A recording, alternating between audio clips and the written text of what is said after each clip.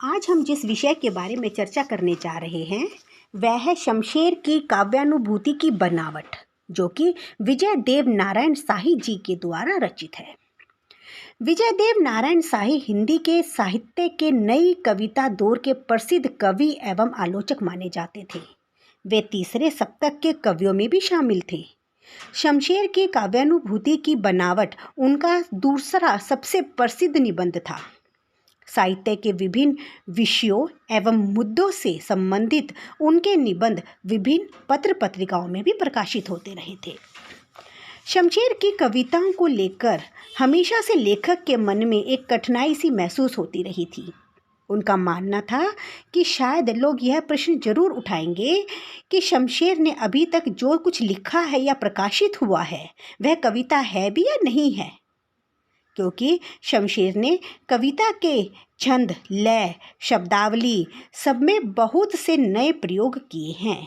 उन्होंने ऐसे नए प्रतीकों और बिंबों का भी सृजन किया है जो कविता के अभ्यस्त पाठकों और श्रोताओं को अक्सर चुनौतियों की तरह लग सकते हैं। अर्थात उन्होंने अपनी कविताओं में इतने अधिक प्रयोग किए हैं कि लेखक के मन में हमेशा इस बात की दुविधा होती रही कि वो कविता, उनकी जो कविता लिख रहे हैं वो कविता है भी या नहीं है।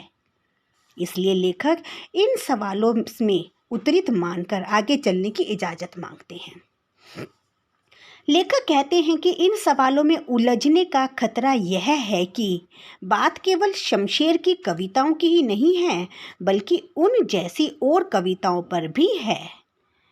इस तरह शायद कवि शमशेर के साथ हम न्याय नहीं कर सकेंगे, क्योंकि नई कविताओं की सामान्य विवेचना के लिए शमशेर को उदाहरण की तरह इस्तेमाल करना तो ठीक है, लेकिन कहीं शमशेर का जो निजी काव्य जगत है उसमें प्रवेश करना ये दूसरी बात है। अर्थात ये बात ठीक नहीं है कि हम उनकी काव्य जगत में प्रवेश करें। दोनों ही तरह की चर्चाएं महत्वपूर्ण हैं और बहुत ही आवश्यक भी हैं, लेकिन इन दोनों की बातों में अभिप्राय अलग अलग ही निकलता है। इस विषय में आलोचकों द्वारा पहले प्रकार की चर्चा तो बहुत बार हो चुकी है, लेकिन इसलिए भी दूसरे ढंग से विचार करने की उपयोगिता कुछ अधिक ही दिखाई देती है। इसके अलावा यदि हम सीधे शमशेर की मनोभूमि में प्रवेश करने की कोशिश करेंगे तो शायद आरंभिक शंकाओं का उत्तर भी हमें एक हद तक मिल जाएगा। नई कविताओं की बहस में यह माना गया है कि न सिर्फ कविताओं का ऊपरी कलेवर बदला गया है, नए प्रतीकों, बिंबों, शब्दावली की तलाश भी हुई है और गहरे स्तर पर काव्यानुभूति की बनावट में भी परिवर्तन आ गए हैं। अर्थात जो चीज़ें उन्होंने अपनी कविताओं में बदलाव लाए हैं उनसे पूरी बनावट में ही बदलाव आ चुका है। और यही नहीं, उनमें कुछ अंग अनुपयोगी तथा असार्थक भी दिखाई देने लगे और कुछ अंग जो अब तक काव्यानुभूति के केंद्र में जो अभी तक कुछ अंग ऐसे थे जो पहले आवश्यक या विरोधी लगते थे, लेकिन अब काव्यानुभूति के केंद्र में आ गए हैं। अर्थात जो पहले आवश्यक नहीं थे आज वो आवश्यक माने जाने लगे। कुल मिलाकर काव्यानुभूति और जीवन की अनुभूतियों में जो रिश्ता दिखाई देता है वह रिश्ता भी बदल गया है। इसलिए विजय देव नारायण शाही जी कहते हैं कि शमशेर के काव्य में अनुभूति की इस बनावट की ओर अपना ध्यान आकर्षित करना चाहता हूँ।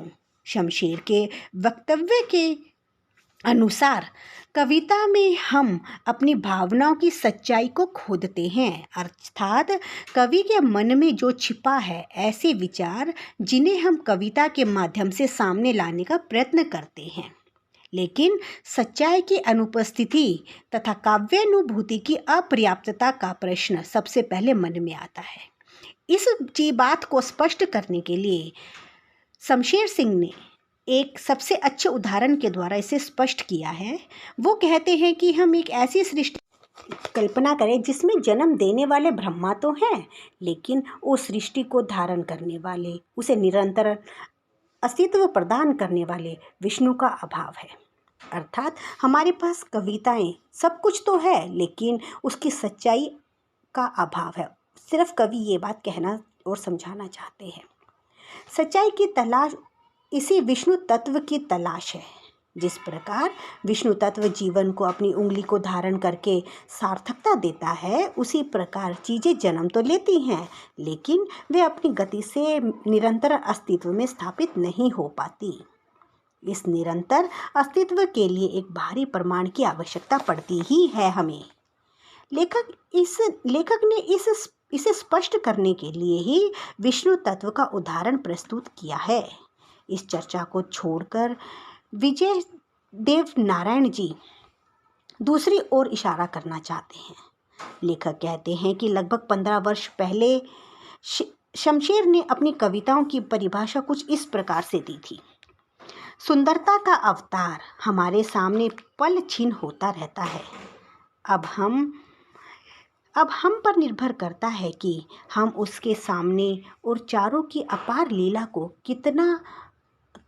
कितना अपने अंदर घुला सकते हैं।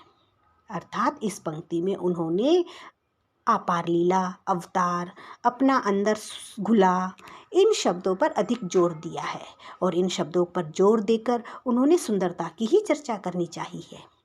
लेखक कहते हैं कि जो लोग यह मानते हैं कि छायावाद के बाद हिंदी कविता ने सौंदर्य का दामन छोड़ दिया है, उन्होंने शायद शमशेर की कविताओं का विश्लेषण करने का कष्ट ही नहीं किया। अर्थात उन्होंने कभी शमशेर की कविताओं को पढ़ने की कोशिश ही नहीं की, जिससे कि उनको ये पता चले कि शमशेर की कविताओं में ही सबसे ज़्यादा सुंदरता का वर्णन किया गया है। लेखक कहते हैं कि यदि आज तक अगर हिंदी में सौंदर्य का कवि कोई हुआ है तो वह शमशेर है, और इस आज तक में मैं उन सभी कवियों को शामिल करना चाहता हूँ जो अभी तक सौंदर्य से रिलेटेड भी सबने कविताएं लिखी हैं। शायद आपको लगेगा कि इस निबंध में लेखक ने शमशेर की कविता के तार तार बिखेर कर रख दिए, लेकिन इन कविताओं में अवतरित अगर कुछ होता है तो वह है केवल सौंदर्य। केवल शमशेर जी ने सौंदर्य पर ही बल देकर अपनी कविताओं को लिखा है। अगर आपको मेरी यह वीडियो पसंद आई तो आप इसे लाइक और सब्सक्राइब करना ना भूलें। Thank you.